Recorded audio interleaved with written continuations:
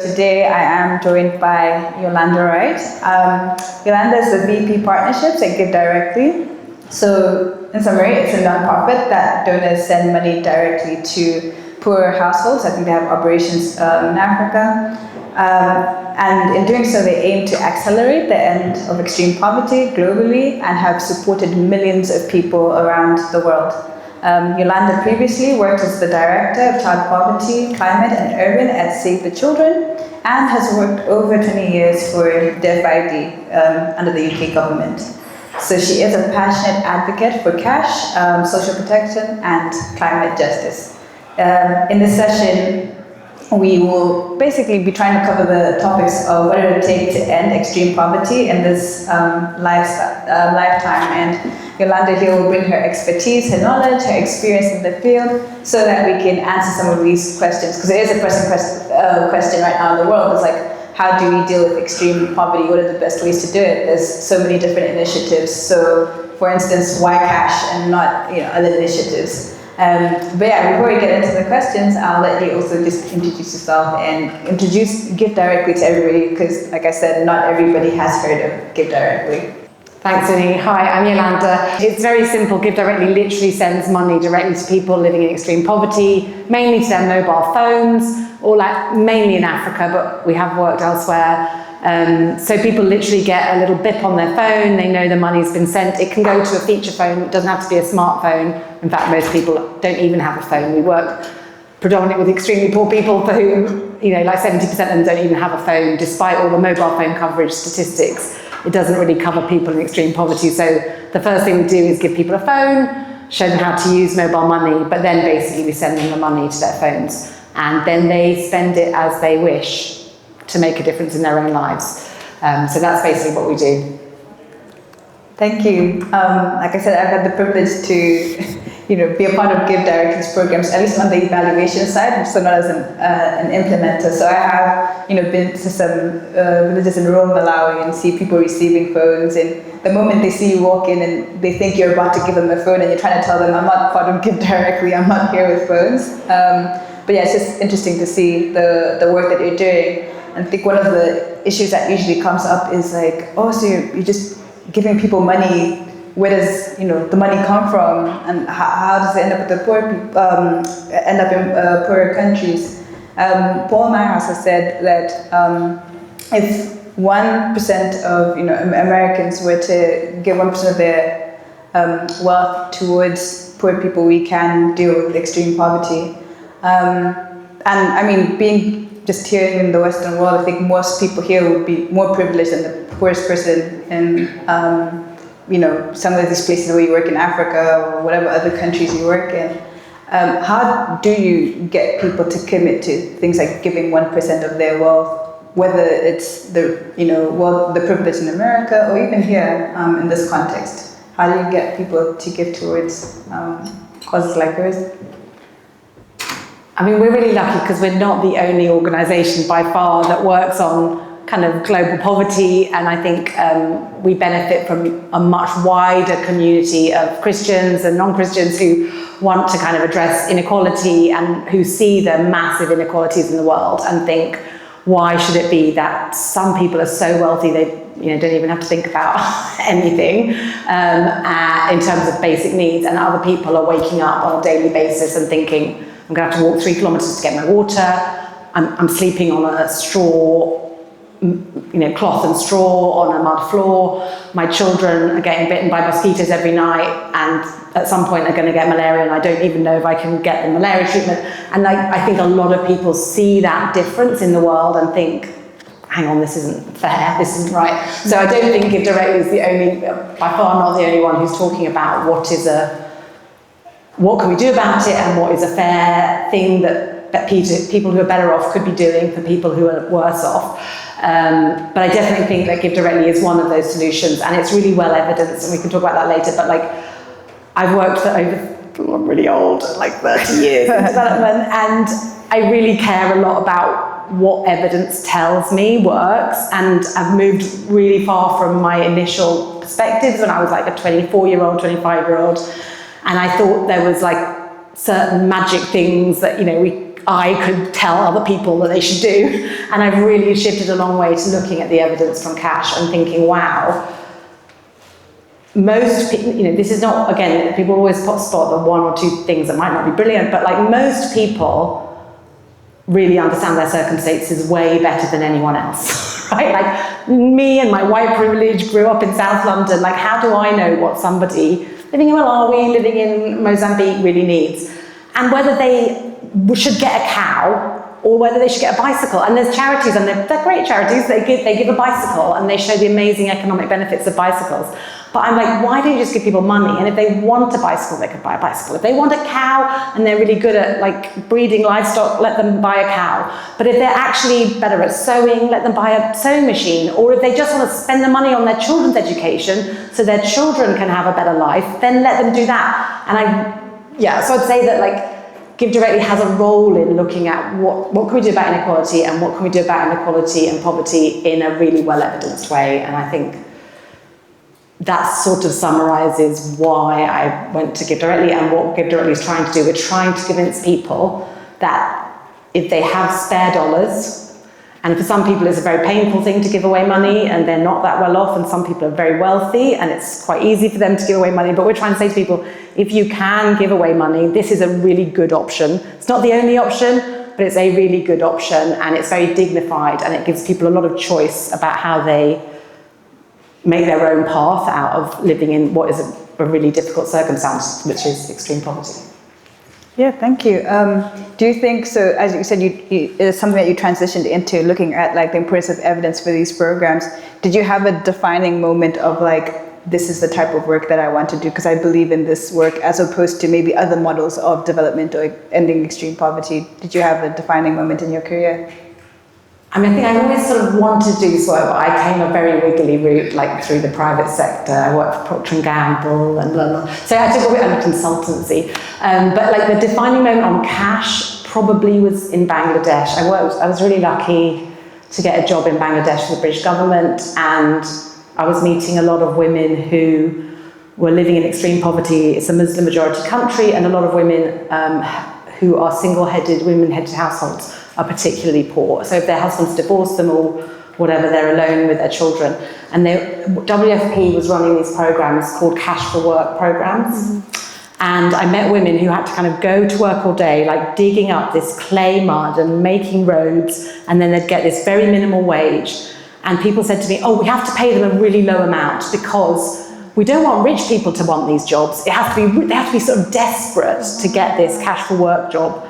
And I was thinking, gosh, that's really harsh. And then I would talk to the women, and they'd have young children that they had to have someone else look after while they did the work. So I was like, that's not very dignified. Like, would I want to go and pay like super minimum wage? I can't remember what it was in Dhaka at the time, but like super low wage, have to have someone else care for my children, which I probably have to pay or get social favors to do.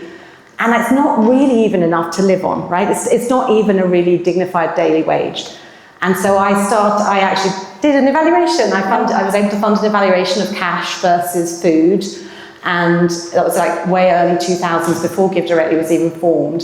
And I think that was the moment where I just thought, is there a better way? Is there a more dignified way? Mm-hmm. Do we have to sort of force poor people to do like horrendous labor for them to earn enough to sort of basically survive? Or is there a better way? I think that was my turning point. Okay, no, really lovely to hear that. I think, there is a lot of debate even in the development sphere of like what works best. And so sometimes people do come up with programs that you wonder about the ethics of it. So it's really interesting to hear that it's something that you witnessed and not just something you hear of. In that regard. So just to quickly say that we will have questions from you guys after this talk, not right now, but then on the app, there is a Slido link. So please feel free to leave the questions that you have in there, so that when we are done with this part, we'll ask those questions. But I will also take some from the audience. But yeah, just a reminder, do go in the app and you will see on this particular talk on the agenda that there is a Slido link that you can ask questions. So I guess now I want to ask, what have you found most challenging of your work, and what brings you just joy from doing the work that you do? I don't know what's most challenging. I have to say I get a lot of joy out of my job. And what's most challenging? I think maybe a question I got asked earlier over lunch was, how do you convince people that giving people money, it won't be wasted? That comes up a lot. And I find that quite challenging because, partly because you can't completely, like the whole idea is we give money unconditionally and we are not literally telling people what to spend it on. So you can't 100% guarantee that they're not getting their fingernails done. And then you might be thinking, why are they getting their fingernails done? Like that's a bad use of donor money. But the reality is that, if you live in extreme poverty and you're waking up every day worrying about where you're going to get your next meal from or how you're going to care for your children, and someone comes along and says, like GiveDirectly does, you're going to get a lump sum cash. We generally do lump sums. We normally give a small amount first, like something like $50 to check it gets to them. We have like phone lines, people can ring up and say if their money hasn't arrived. It's all free, it's in their language. And then we send the larger amount. So they have a little amount first that normally kind of meets the most basic needs. Like, they're no longer hungry and like whatever, and then the second amount comes and we talk to them about what are you going to do when this amount comes. And so like really honestly, and if you look at like hundreds of studies of cash, it shows that people really use their money wisely. But that's the most difficult part of my job, convincing people to take that leap of faith and to give people that trust and that dignity. But the most joyful thing about my job is probably periodically I get a chance to meet people who've got the cash, and it is an incredibly joyful experience. I was just in Mozambique. I don't travel that much because obviously I'm conscious always about the money spent me traveling versus giving that money to someone. But I was in Mozambique recently and I met people who had their first $50 and they called it breakfast and they were waiting for the dinner, which is the $500. And we were having the baraza where we talked to them about the money and it's coming and what they're going to do with it. They get to hear from other people who've received a lump sum before, and just to get some ideas about it. It doesn't tell them what to do. And then we remind them like how to like be careful about theft and like that nobody, to keep their PIN number to themselves. It's their number, it's nobody else's number.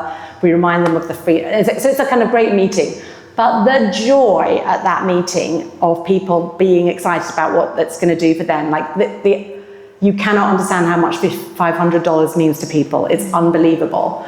And then if you meet people afterwards, they'll tell you, this was the most impactful project. I met a very elderly lady in Kenya earlier in the year, and she said, I've seen so many projects over my life. She said, but this GiveDirectly money was made the biggest difference to my community. And that just brings me enormous joy. I can imagine. Just writing off of the challenges that you've stated, people wonder, is cash the best way? Are they going to be wasteful? I know GiveDirectly has had a lot of independent evaluators who have gone into different countries where you have operations, and they've published a lot of research around GiveDirectly's work. Has there been instances where the evidence has spoken contrary to it being effective, like saying unconditional cash transfers aren't the way? And possibly some people have advocated for conditional cash transfers, for instance, as opposed to unconditional cash transfers. What would you say? Yes. The uncomfortable thing about evidence is it doesn't always tell you what you want to hear. And we've done a lot of interesting studies, like there were these benchmark studies where USAID funded them, rest in peace, USAID, and they were like comparing giving the same amount of money just in cash or spending that money on like a nutrition program or on a training program. So the common things that people like to fund, right? And it was really interesting because with the nutrition comparison, so it was like teaching people about breastfeeding, teaching people about how to eat good food, cooking classes, talking to the men about making sure that the women,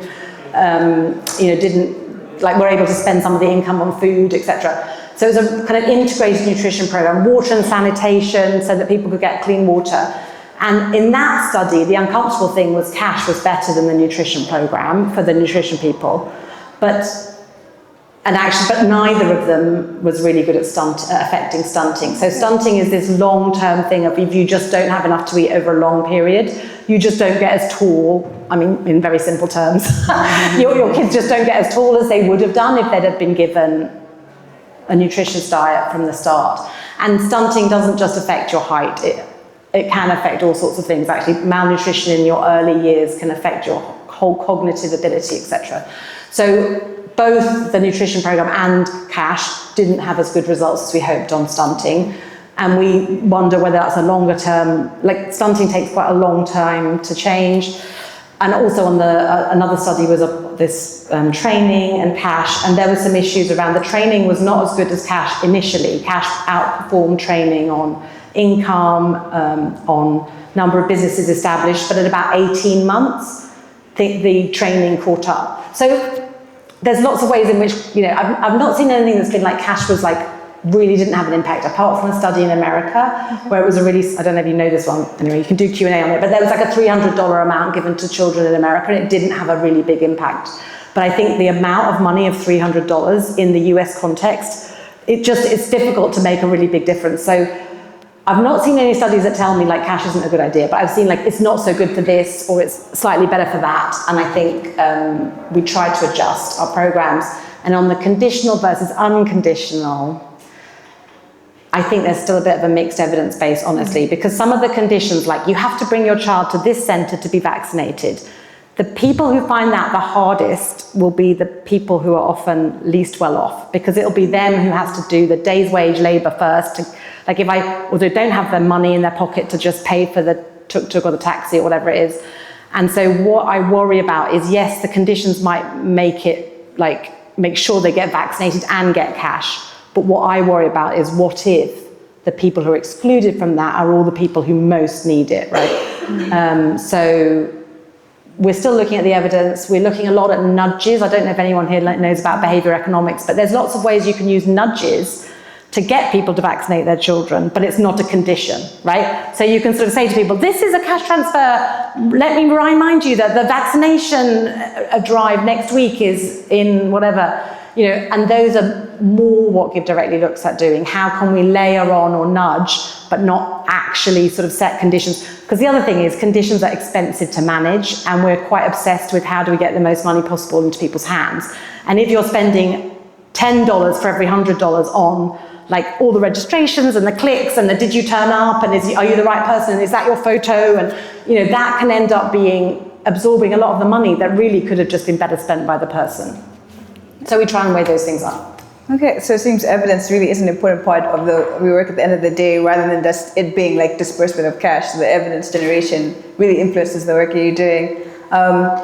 You quickly brought up nudges as somebody who's in sort of the behavior economics space as well. What would you say about that with regards to people say, okay, yes, nudges, but isn't it manipulation? Because people sometimes don't realize you're nudging them in a certain direction, so they feel like you're manipulating people into doing certain activities. What would you say towards that with regard to nudges?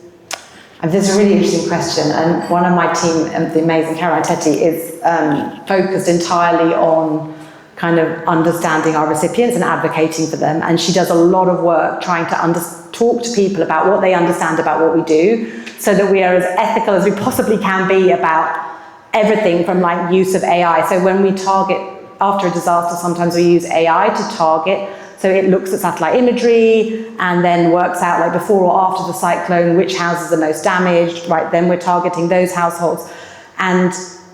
But it's really important to us that people understand why they've been selected and why their neighbour maybe hasn't been selected. So we do talk to people about like, this is what we've used. Do you understand why? What's the best way for us to talk to you about AI? Because it's not that intuitive, right, for everybody, and we don't want to be exacerbating tensions in communities and things. So it's the same thing with nudges. I think we just try and work out as much as we can and talk to our recipients about whether they think the nudges is a good idea. Mm-hmm. Obviously, we don't talk to every single recipient, but we will do focus group discussions, we will do A/B testing, and we'll try and figure out. But our first value, we've got sort of values as an organisation, and our number one value is recipients first. Okay. And under that value, if you read it on our website, it's like what will work best for our recipients is our number one driver, not what our donors want, not what we want as a team internally. It's what recipients want. So I'm not really totally answering your question, but I'm saying like we try and figure out what we think is ethical and right, and what recipients will benefit from. Yeah, no, I think you have covered the question. Thank you for that.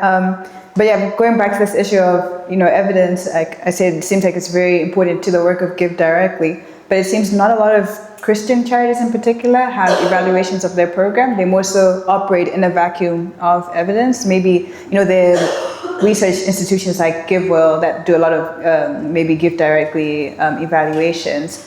Why is it that you think it's different with mostly other Christian organizations, and should that be something that they desire, that there be evidence over their programs, or let people just operate and do what they think is working best? It doesn't need the extra, the evidence generation. I've got a lot of friends who work for Christian charities, and so I feel awkward, criticizing anyone. What I would say is that not everything can be evaluated with traditional. I'm sure you agree with this, right? Not everything can be evaluated, and GiveWell's been quite interesting because we've been previously a GiveWell top charity, and now we're like the benchmark. Everyone has to be better than us, but now we can't actually be the best because we're the benchmark. But we are still working with GiveWell on trying some new things that might be like cash multiplied. But what's really interesting is not everything can be measured, but I think that shouldn't stop you from trying to look at what you can measure and what you can evaluate. And obviously, you also know this, even doing randomized controlled trials, you have to really have a good reason to do them, right? We shouldn't just be treating, we've actually been criticized, GiveDirectly has been criticized for doing too many randomized controlled trials. So we try to be really ethical about is this gonna add to the sum of knowledge? Why should we make some people have the treatment and some people not have the treatment if we know the treatment's good?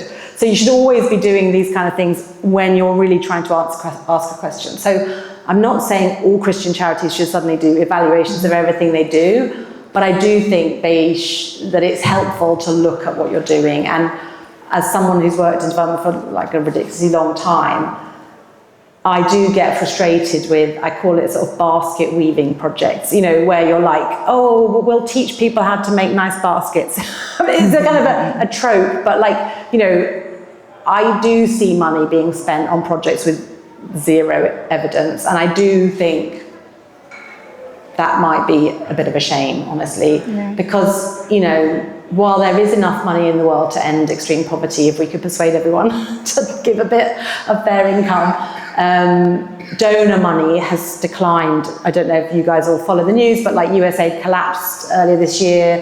UK government is cutting its aid. Loads of other donors across Europe are. So official development assistance is really being cut. So I really feel when scarcity is hitting like this, there should be a push to how do we use every dollar for a really, in a really good way? So yeah, that's my answer. Thank you.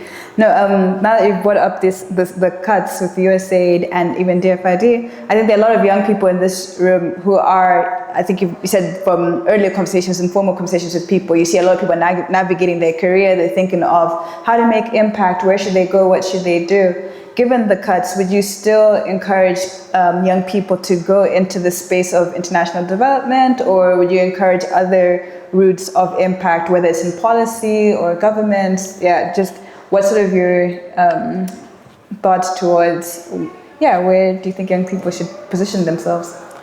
I think my life process, I can't really give advice to people that I don't know yet, but my life path has been trying to combine what I'm good at with what I think the world needs and what I think God would want me to do. But that's very hard to figure out what you think God wants you to do. I didn't have a flashlight moment or a vision or anything. I just was this path has been open to me, and is this the right way to go? Honestly, it was kind of like that. But I think what does the world need and what are you good at is really good lenses to think about, and where is the sort of crossover? Do you know what I mean? And I think, but you've also got to think about your salary. Honestly, most people can't or don't have family. I had to think about my salary. And so I've been really lucky to kind of get into this work when there were jobs and I was able to get paid work. I don't know that it's that easy now, and I see there's really, whenever we open a job at GiveDirectly, it's overwhelming, and I apologise to you all now. If anyone's ever contacted me on LinkedIn about a job, I tried to reply, but it's overwhelming. We can get 1,000 applicants within an hour of opening a job. I'm not kidding. So it's kind of, I would say to you, if you really know in your heart that's where your best use of your skills is, and you really want to do it, don't be put off, keep trying, you know. But I would also say there's lots of other paths in which you can have a fulfilling and meaningful life. You don't have to work for charity. I'm not a saint for working for charity. I was just really lucky at that time in my life when I was changing jobs that it was a career path that was open. And I think, you know, things like effective altruism or things like give what you can, they are, you know, if you've got amazing skills to get a really high paid job and work in quantitative financial analysis or whatever, you know, maybe that is your path. You know what I mean? I wouldn't want to say to people what their path is. Yeah. So I'm incredibly grateful to some of our high net worth donors who give a huge amount of money to GiveDirectly, and they're not working in the charity sector, but they just are really thoughtful people who've made money from some other sector and then want to spend it wisely. So yeah, I don't know what the path is. I think just try and understand what your gift to the world is and what the world needs, and find a way to be paid to do it so that you can survive. No, thank you. I think a lot of the conversations today, like the different talks, will help people think through this question of career, where to go, what to do, and how they can have impact. And yeah, it won't be linear, it won't look the same for everybody. So it's good to hear the different perspectives on that. With that, I'd like to pivot now to audience questions. There are a lot of questions on the Slido, so I'll alternate between questions here and like questions asked directly. There is a question here. GiveDirectly also gives a lot of cash to people living in the USA. How do you justify giving to people who live in one of the richest countries in the world? Well, the main thing that I should say is that we don't spend any of our unrestricted donor money in America. So if you give to GiveDirectly for ending extreme poverty, your dollars will be spent given to people in extreme poverty. The US program is entirely funded out of donations that are only raised in the US for the US. And there are some types of donors who just want to fund programs in America. And part of my job is to try and persuade them that they care about people in other parts of the world as well. But there is a type that, you know, I've understood, and I'm sure you would as well, that there are types of donors that only want to give in America, and that's just the way it is. But one thing I like about cash is because of the dignified element of it, and the global evidence from Mexico, Argentina, South Africa, Norway, you know, it's not a solution that we say, oh, we'll do that in Africa, but we won't do that in America, or we won't do that in the UK. I've actually been advising and chatting to charities in the UK about doing more cash in food banks in the UK, right? Because often people go to food banks in the UK and all they can get is food, but what they really need is to buy a new pair of school shoes for their kid. So anyway, all this to say, I think it's something really important that cash as a tool that can be really widely used. I think we're learning things in the US that we can apply in elsewhere. So we first tested a lot of the damage and satellite imagery after cyclones in the US. So there were hurricanes in America that we used to sort of train the AI, train the machine learning to sort of look at damage that we've then applied elsewhere in the world. So we learn things from America. I think we try and convert donors that are working in America to sort of care about extreme poverty. And we never spend unrestricted money that you're giving. If you're giving to extreme poverty, that will all go to extreme poverty. So I hope that explains it. No, that's good to know, because I mean, maybe as somebody from Malawi as I am, I might be thinking I might give money and I'll end up in America when there's so much need in Malawi. So no, it's good that you clarified that. Before I go to another question here, perhaps somebody wants to ask a question. Yeah, up front here. I can project it, sorry. Thank you, by the way. It's been very insightful so far. I wanted to ask, so with your charity work, of course, like you said, when you give like lump sums, people know that you're not going to be getting this money forever necessarily. Do you think that with cash like being helpful to people, that where the cash comes from impacts how people use it, and is there evidence on that? For example, government gives funds, charity gives funds, remuneration from like friends and family sending back home. Is there like a difference in how the money gets spent, or is there knowledge around that? It's a really good question, and it brings up remittances, right, which is way bigger than charity. Actually, I'm just going to say that, like if you look at global remittance flows, like Nigerian diaspora sending money back to family and friends in Nigeria, or say in Somalia, or anywhere. I used to live in Bangladesh, loads of Bangladeshis in Britain send to their families. I don't know of a study that says if you're a low-income Bangladeshi getting money from your uncle in London, do you spend it differently from if BRAC, which is a big charity in Bangladesh, give you? I don't know of a study like that. It's a good question. All I can say though is with the GiveDirectly money, we do these generally, I mean, not for emergency. Sometimes we do emergency cash, which almost just literally just goes to people's phones kind of thing. We say to them, you are eligible if you would like, you've been affected by this hurricane or whatever, if you would like to receive cash, please reply. And we do that all remotely, but mostly the kind of large lump sum life transforming amounts, we mainly do meetings with people and we call them barazas, but that we definitely put in nudges. We definitely do. I mean, like we have to make sure that people understand that it's their money, that they shouldn't be, like if anyone tries to take it from them, they can ring the helpline. We have like safeguarding procedures if they think their husband might steal the money from them, or there's a whole load of things around it, and it includes stuff like what are you going to do, and giving people a sort of aspiration and time to think about it. So I guess maybe if you're getting money from the government, you don't have all that sort of extra to kind of encourage you to think about it, I guess. But I don't know of a study that compares, like how do people use cash from different sources. I don't think I know of one. Do you? I think the ones that I've seen is whether people react differently if it comes from government versus non-government, because sometimes government uses it for political issues. So maybe if they want to be re-voted in, they might use cash transfers. So people compare, they will ask in their surveys where they think the money's coming from and things like that. So that's the context I've seen that in, but not so much with remittances and things. I'll take another question from the audience. We have a hand there. Thank you for your submission so far. I'm curious about, does GiveDirectly have an horizon? So a time period with which you work in countries? And if yes, what does that mean for, I guess, working with governments to make sure that they're able to continue to deliver social protection? Because in a good world, governments will deliver social protection. So when we work in a country, like time horizon, that's a good question. We don't normally kind of think, right, we're not staying for more than 2 years or something. Like we don't have that kind of time horizon. But you're right, ideally governments provide social protection for their citizens and nobody falls beneath a minimum. Like that's the idea in the UK, is that social protection systems protect us all, but even in the UK things don't always work out, or people fall between the systems, right? They don't get their payment, whatever. But there is a bit of a fiscal space dilemma, right? That in many of the countries when I talk to governments, they say we're never going to be able to afford this kind of a program. There's a few countries that think they will. But most countries are highly, there's a lot of very big unfairnesses in the world, right? Like highly indebted, low-income countries are struggling to kind of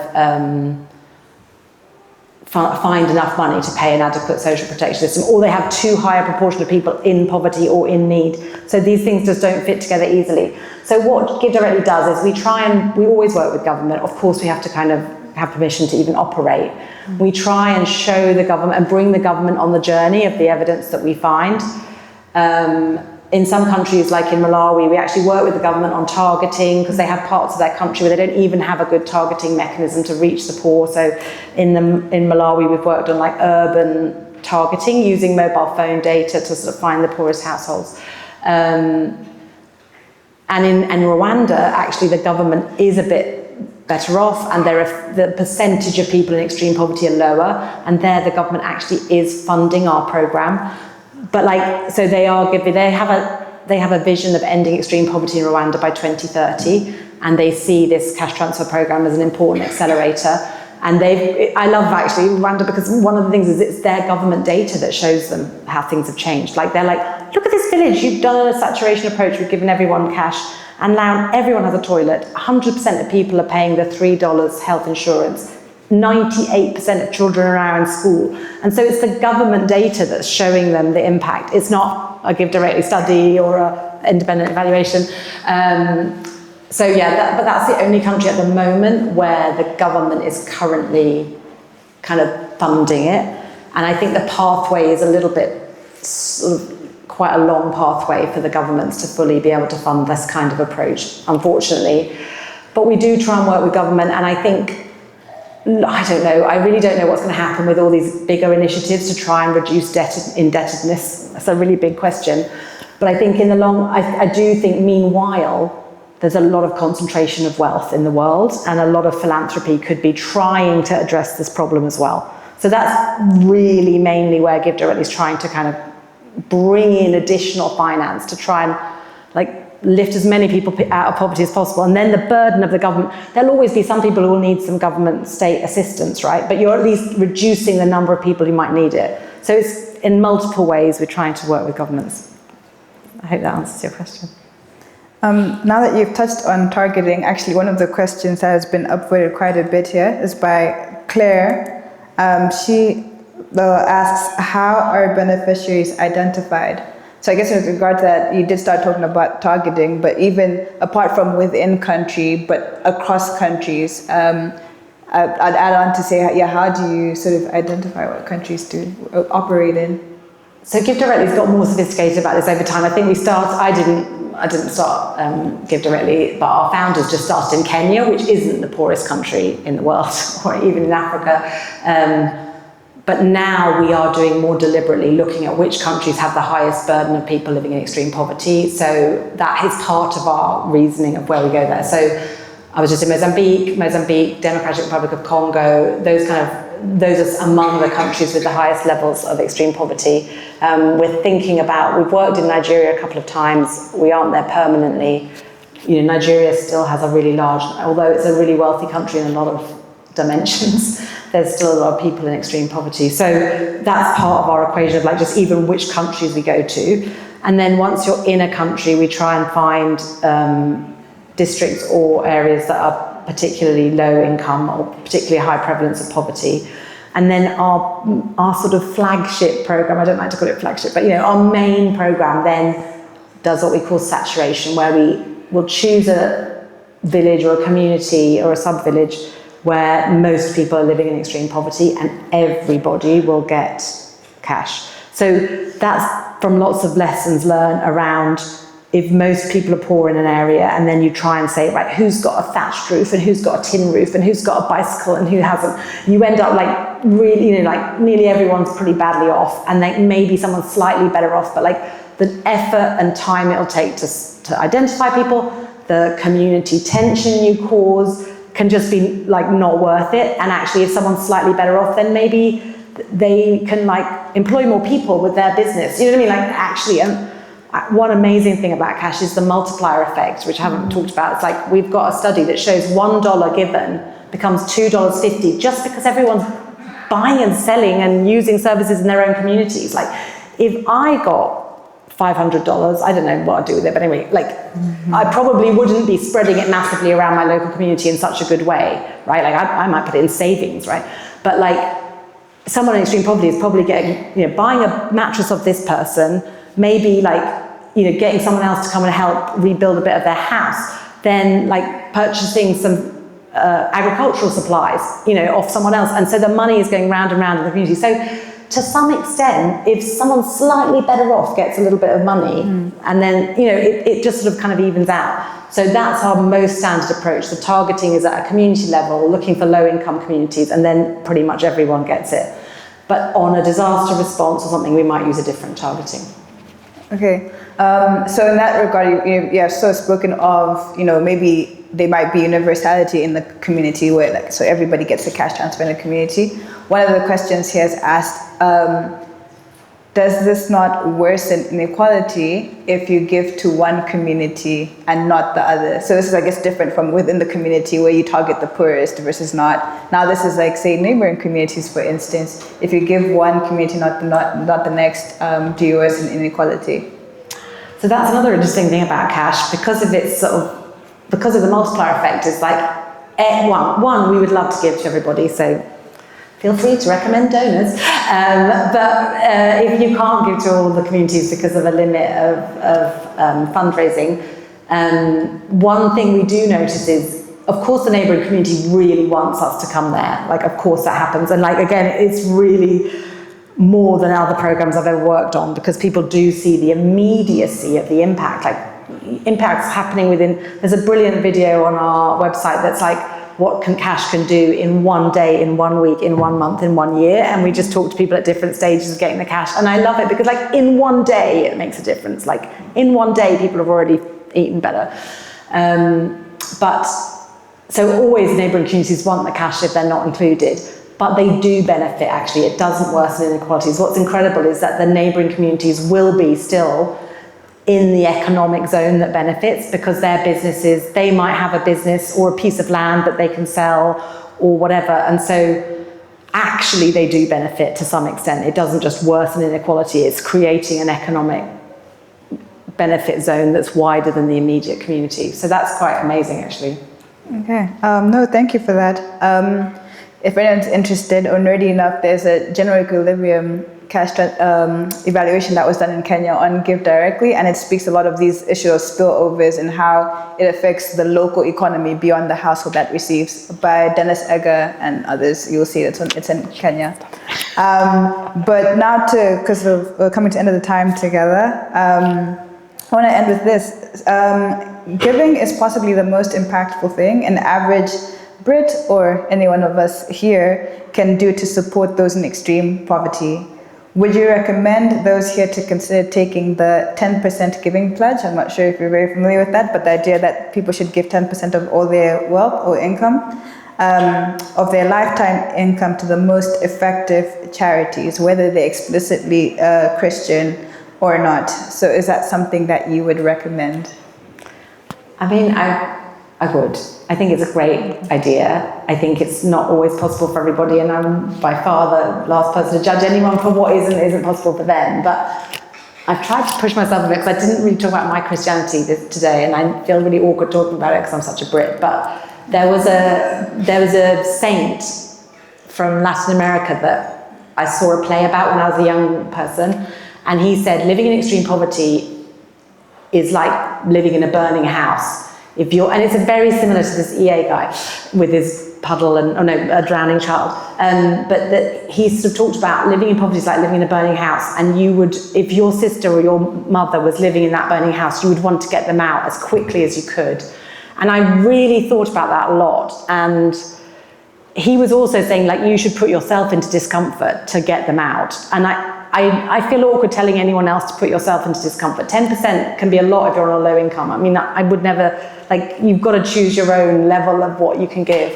But I think it's a really admirable idea. I think it's an interesting challenge for people to sort of put to themselves, could I afford this? Could I do it?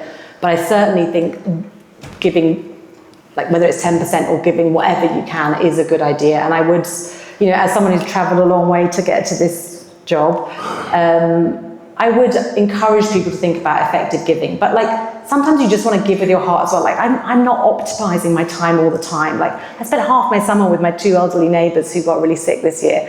Was that time optimization? Should I have better spent it raising, should I have spent that hour raising more money from millionaires? Probably. But I just want to say, not everything's about optimization, right? To some extent, let your heart, let your conscience decide. But I think it's a really good and interesting initiative, and I think it's a good challenge to us all to sort of think about whether it's something we can do. Okay, we have come to the end of the time, so that was the last thing. But one final thing, just maybe 1 minute on this, because we are here gathered as Christians, and like you said, you haven't spoken much of faith. So now I'll ask you a faith question. In light of this whole discussion, where do you think our faith element comes into this all, particularly with regard to, say, the giving and just the work that we carry out? Where does faith fit into all of this, particularly for your life and just as an encouragement to everybody else? I think whenever I read the Bible or listen to the Bible, or even hymns and things that speak to me, I just think Jesus was like radically pro helping people in poverty. Like he was radically do something about it. And personally, I'm also like, you know, this is another saint, I think, not actually in the Bible, but Teresa of Avila said something like, God has no hands on earth but yours, God has no feet on earth but yours. I can't remember exactly the quote, but it's sort of like, really reminded me like, don't wait for, like, you know what I mean? You're here to do something. So that was just something that really struck me over my life. It's like, what are you practically doing? And that doesn't mean, you know, necessarily practically doing it yourself, like cooking the food in the soup kitchen or whatever. But like, yeah, I think those are some of the things that I've thought about. And I think as a Christian, yeah, Jesus was pretty radically pro helping people in extreme poverty. So it was a pretty good example, right? That's in my head all the time. What am I doing about it? All right. No, thank you very much. Thank you for your time and just sharing so much of what GiveDirectly is doing. And you know, I'm pretty sure people are encouraged. There's so many questions that we might want to go look over on your own just out of curiosity. But I'm really appreciative of that which you shared with regard to GiveDirectly's work and the impact that it has on, you know, the poorest in the world. So thank you for that. I'll quickly just pray to close off this session. So let us pray. Dear Lord God and Heavenly Father, we're so thankful for the life that you give us. We're thankful for Yolande, who today could speak to us of the work of GiveDirectly. May that which we've heard be something that we apply to our lives in wherever we might find ourselves, wherever careers we might find ourselves, where we can give towards your work, give towards poverty, and just making a difference in this world in whatever capacity that we can give. Help us continue to reflect on that which we've been learning in this day. Be with us, O Lord, for this I pray in Jesus' name. Amen. Thank you.